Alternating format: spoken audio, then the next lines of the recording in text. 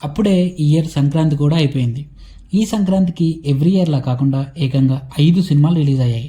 వాటిలో 3 movies already break even అయిపోయి హిట్స్‌గా నిలిచాయి. సో, అసలు హిట్స్, ఫ్లాప్స్, కలెక్షన్స్‌తో సంబంధం లేకుండా అసలు జెన్యూన్‌గా అన్ని మూవీస్ ఎలా ఉన్నాయో ఈ వీడియోలో డిస్కస్ చేద్దాం. రిలీజ్ అయిన 5 మూవీస్‌లో ఏది బెస్ట్ మూవీ, ఏది లీస్ట్ మూవీయో ర్యాంకింగ్ ద్వారా తెలుసుకుందాం. వీడియో స్టార్ట్ చేసే ముందు మీకు movie updates, movie reviews and మూవీకి రిలేటెడ్ స్టఫ్ ఏదైనా కావాలంటే ఒక్కసారి మా ఛానల్ పైన ఒక లుక్ వేసేయండి. అలాగే సబ్స్క్రైబ్ చేసుకోవడం మాత్రం మర్చిపోకండి. Let's get into the video. Number 5 in the list, భర్త మహాశయులకు విజ్ఞప్తి. రవణ మాస్ మూవీస్ నుంచి కొంచెం ఉపశమనం అయితే కలిగించింది ఈ మూవీ. ఇది ఒక comedy and family entertaining movie. Comedy scenes చాలా వరకు వర్కౌట్ అయ్యాయి మూవీలో. రెగ్యులర్ స్టోరీ అయినా కూడా ప్రజెంటేషన్ బాగానే ఉంటుంది. సునీల్ అన్న కామెడీ ఒకటి బాగుంటుంది. క్లైమాక్స్ నార్మల్గా ఎండ్ అవుతుంది. సో కామెడీ సీన్స్ అండ్ కొన్ని కామెడీ సాంగ్స్తో అలా వెళ్ళిపోతుంది. ఓవరాల్గా అంత ఇంపాక్ట్ఫుల్గా అయితే ఉండదు. It's average movie. Because comedy ఉంటుంది, బట్ పగలబడి నవ్వేంత ఉండదు, నార్మల్గా ఉంటుంది. సీన్స్ ప్రెడిక్టబుల్గా ఉంటాయి. ఈ మూవీ బడ్జెట్ వచ్చేసి అరౌండ్ 35 crores, కలెక్ట్ చేసింది 16 crores worldwide. So break even అవ్వనట్లే, రెవెన్యూ కంబ్యాక్ ఇవ్వనట్లే. Next number 4 in the list, Manishankara Varaprasad garu. Megastar Chiranjeevi గారు వాల్తేరు వీరయ్య తర్వాత సంక్రాంతికి మళ్ళీ వచ్చారు. ఈ మూవీతో ఆయన కెరీర్లోనే హైయెస్ట్ కలెక్టెడ్ మూవీ. ఇప్పటి వరకు 350 crores క్రాస్ కలెక్ట్ చేసింది. 400 crores వరకు కలెక్ట్ చేయొచ్చని డైరెక్టర్ అనిల్ రావిపూడి చెప్పారు. బట్ అయినా కూడా నాకు ఈ మూవీ యావరేజే అనిపించింది. ఫ్యామిలీ ఆడియన్స్కి బాగా కనెక్ట్ అయ్యి రిపీట్లో చూడడానికి మెయిన్ రీజన్ వింటేజ్ మెగాస్టార్ని చూపించడం. అనిల్ రావిపూడి స్టైల్ ఆఫ్ కామెడీతో, బాస్ క్రేజ్ అండ్ బాడీ లాంగ్వేజ్తో మూవీని నిలబెట్టేశారు. అంతకు మించి పెద్దగా ఏం లేదు మూవీలో. No particular story, no characterisations and predictable screenplay and scenes. Comedy కూడా కొన్ని చోట్ల వర్కౌట్ అవ్వలేదు. Only vintage Chiru one man show. Only ఆయన grace and comedy timing and Venky garu cameo, వీటి వల్లనే మూవీ ఆ రేంజ్లో హిట్ అయింది. ఎక్కడ ఎమోషనల్ కనెక్టివిటీ ఉండదు. స్టోరీ కూడా ప్రాపర్గా లేదు అండ్ బ్యాక్గ్రౌండ్ స్కోర్ కూడా బాగా ఇవ్వలేదు. అందుకే నాకు యావరేజ్ అనిపించింది మూవీ. బట్ వింటేజ్ బాస్ని చూసి నేనైతే బాగా ఎంజాయ్ చేశా. ఆయన స్క్రీన్ మీద ఉన్నంతసేపు. 2 మంచి మెసేజ్ ఓరియంటెడ్ సీన్స్ కూడా బాగున్నాయి. Well executed also.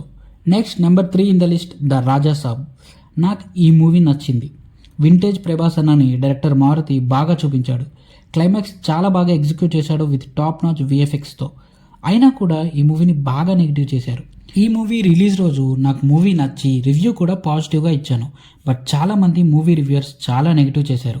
మూవీ ఉన్నదానికన్నా ఎక్కువ నెగిటివ్ స్ప్రెడ్ చేసి మూవీ కలెక్షన్స్ మీద ఎఫెక్ట్ పడేలా చేశారు. అసలు అలా ఎందుకు చేశారో తెలీదు. సోషల్ మీడియాలో కూడా చాలా నెగిటివ్ చేశారు. ఫస్ట్ హాఫ్ వింటేజ్ ప్రభాస్ అన్న కామెడీతో అలా సాగిపోతూ సెకండ్ హాఫ్ ఫ్యాంటసీ మోడ్కి షిఫ్ట్ అయ్యి క్లైమాక్స్ ఇంకో వేరే వరల్డ్లోకి తీసుకెళ్తాడు మారుతి. సెకండ్ హాఫ్లో కొన్ని సీన్స్ కట్ చేసి ఒక సాంగ్ లేపేస్తే ఇంకా బాగుంటుంది మూవీ. అవి తీసేస్తే మిగిలిన మూవీ మొత్తం బాగుంటుంది. వెరీ గుడ్ మూవీ అనిపించింది నాకైతే.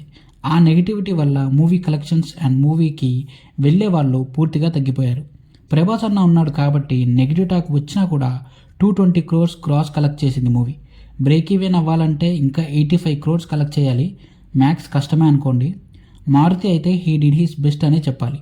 Next number 2 in the list, అనగనగా ఒక రాజు. నవీన్ పొలిశెట్టి మూవీ అంటేనే మూవీ పక్కా హిట్టు అనే రేంజ్కి ఆయన ఎదిగిపోయాడు. ఈ movie comedy and entertainer movie. అది కూడా సంక్రాంతికి దింపాడు కాబట్టి నవీన్ కెరియర్ హైయెస్ట్ కలెక్షన్స్ వచ్చాయి ఈ మూవీకి.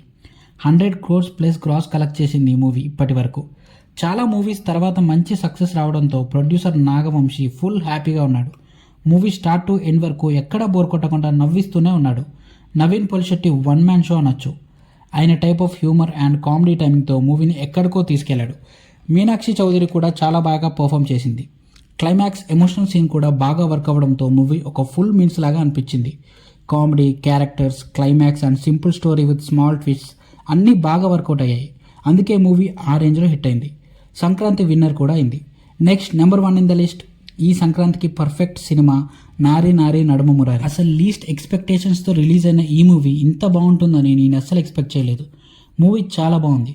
కామెడీ చాలా ఆర్గానిక్గా, అంత సిచ్యువేషనల్ కామెడీ ఉంటుంది. నరేష్ గారు ఈ మూవీ సెకండ్ హీరో అనొచ్చు. అంత బాగా ఉంటుంది ఆయన character and performance. Director Ram Abbaraju and dialogue writers Bhanu మరియు నందు, వీళ్ళ రైటింగే మూవీకి main plus point. Screenplay writing, situational comedy, regular స్టోరీని డిఫరెంట్ వేలో ప్రజెంట్ చేయడం, గుడ్ డైలాగ్స్, ఇవన్నీ మూవీ అవుట్పుట్ బాగా ఉండడానికి ప్లస్ పాయింట్స్. అసలు మూవీ ఎక్కడ బోర్ కొట్టదు. వెల్ రిటర్న్ మూవీ అనే చెప్పాలి. అందుకే ఈ సంక్రాంతికి పర్ఫెక్ట్ విన్నర్ నారీ నారీ నడుమ మురారి అని నా ఒపీనియన్. మరి మీకు ఏ మూవీ ఎక్కువగా నచ్చిందో కామెంట్స్లో మెన్షన్ చేయండి. మొత్తానికి ఈ సంక్రాంతి నవ్వుల సంక్రాంతిగా ముగిసింది. ఈ పండగకి రిలీజ్ అయిన అన్ని మూవీ రివ్యూస్ మా ఛానల్లో ఉన్నాయి. ఒక లుక్ వేసేయండి. చూసి నచ్చితే లైక్ చేసి మా ఛానల్ని సబ్స్క్రైబ్ చేసుకొని నోటిఫికేషన్స్ ఆన్లో పెట్టుకోండి. మేము వీడియో పెట్టగానే మీకు నోటిఫికేషన్ వస్తుంది. Thanks for watching. Take care. జై హింద్.